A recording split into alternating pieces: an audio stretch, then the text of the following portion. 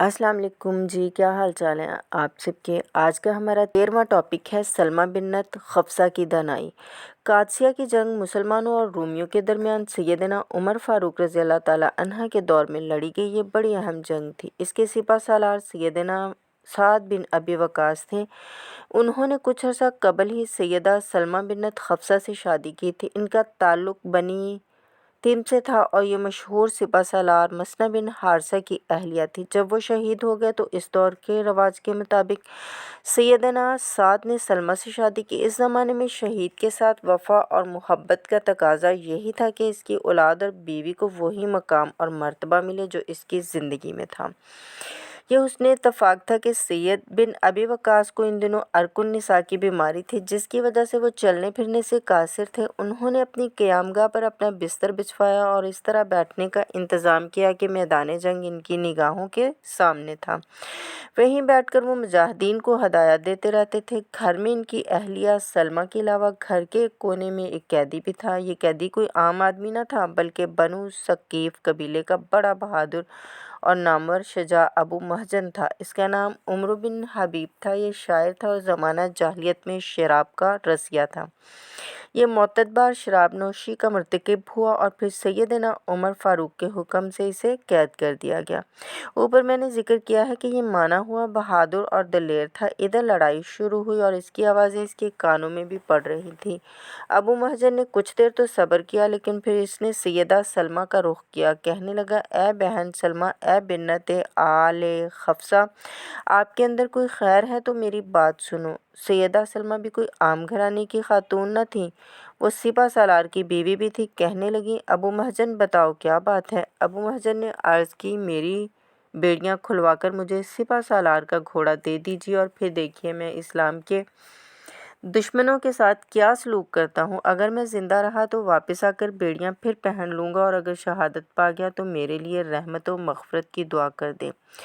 सैयदा सलमा ने पहले तो तामुल किया और इसकी बात मानने से इनकार कर दिया। कहने लगी, अबू महजन, मेरी क्या हैसियत है कि मैं तुम्हें आज़ाद करूँ। छोड़ो, इस बात को भूल जाओ। अबू महजन बड़ा मायूस हुआ। शायर बड़ा ज़बरदस्त था। इसने फिल बदिया अशआर पढ़े। इन अशआर में इसने नदामत का इजहार भी किया और इस अहद का भी कि आइंदा शराब नहीं पिएगा। सैयदा सलमा ने इसके अशआर सुने तो इनका दिल पसीज गया। इसके अशआर इन्हें हक़ व सदाकत की आवाज़ लगे और उन्होंने इसे रिहा कर दिया। सैयदा सलमा का ये फ़ैसला बरवक्त और अहम था। इस वक्त मुसलमानों को अफरादी क़ुव्वत की शदीद ज़रूरत थी। एक एक करके मुजाहिद बड़ा अहम था और इधर अबू महजन ने सैयदना साद का बलका नामी घोड़ा खोला, तलवार और नेज़ा पकड़ा और मैदान जंग में पहुंच गया। अबू महजन कभी मेमना और कभी मैसरा की तरफ जा रहे हैं। वो बड़े शाहसवार थे। सिपा सालार का घोड़ा भी खूब साथ दे रहा था। ये दुश्मनों की सफ़ों को उलट रहे थे। जिस तरफ का रुख करते दुश्मन को नाको चने चबवा रहे थे। इधर मुसलमान बड़े ताज्जुब से इस्लाम के शाहसवार को देख रहे थे। आपस में गुफ्तगू कर रहे हैं कि ये नौजवान तो कुश्तों के पुश्ते लगाता जा रहा है, ना जाने ये कौन बहादुर इंसान है। अबू महजन ने अपने कौल की लाज रखी। शाम के वक़्त लड़ाई रोक दी गई और अबू महजन ने अपने वादे के मुताबिक अपनी बेड़ियाँ पहन ली। सैयदा सलमा भी लड़ाई का मंजर देखती रही हैं। सैयदा अबू महजन को रिहा करके बड़ी मुतमिन थीं। दुश्मन को कारी ज़रब लग चुकी है। इधर सैयदना साद बिन अबी वक़ास बड़े हैरान हैं कि ये शख्स कौन है। इसकी लड़ाई का अंदाज़, चाल ढंग तो अबू महजन जैसा है, मगर वो तो कैद खाने में पाबा जंजीर है। वो खुद से हम कलाम हुए और इधर सैयदा सलमा एक फ़ैसला करती हैं। वो अपने ख़ावंद के पास जाने का इरादा कर रही हैं। इतना बहादुर, इतना शजा और ये कैद खाना में बंद, मगर इसका जुर्म क्या है। वो शौहर के पास जाने से पहले अबू महजन का रुख करती हैं। अबू महजन, तुम्हारा जुर्म क्या है। मुझे किसी बड़े जुर्म की वजह से जेल में नहीं डाला गया।